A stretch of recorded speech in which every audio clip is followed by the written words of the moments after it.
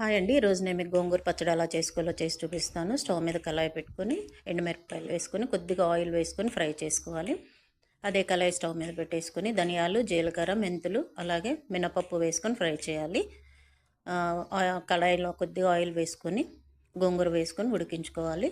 దీంట్లో నీళ్ళేం తగలకుండా ఆయిల్లోనే ఉడికించుకోవాలండి.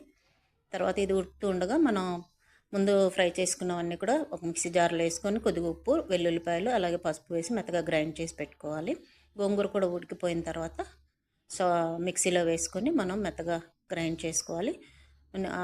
తిరగపోతే ఆయిల్ వేసుకోండి, కానీ నీళ్ళు మాత్రం వేయకండి. పక్కన పెట్టుకొని స్టవ్ మీద కళాయి పెట్టుకొని కొద్దిగా ఆయిల్ ఎక్కువ వేసుకొని పోపు దినుసులు అన్నీ వేసుకున్న తర్వాత దంచి పెట్టుకున్న వెల్లుల్లిపాయలు, కరివేపాకు వేసుకొని వేగిన తర్వాత కొద్దిగా ఇంగువ కూడా వేసుకోండి. తర్వాత దంచి పెట్టుకున్న గోంగూర వేసి బాగా ఫ్రై చేయాలండి. కొద్దిగా ఆయిల్లో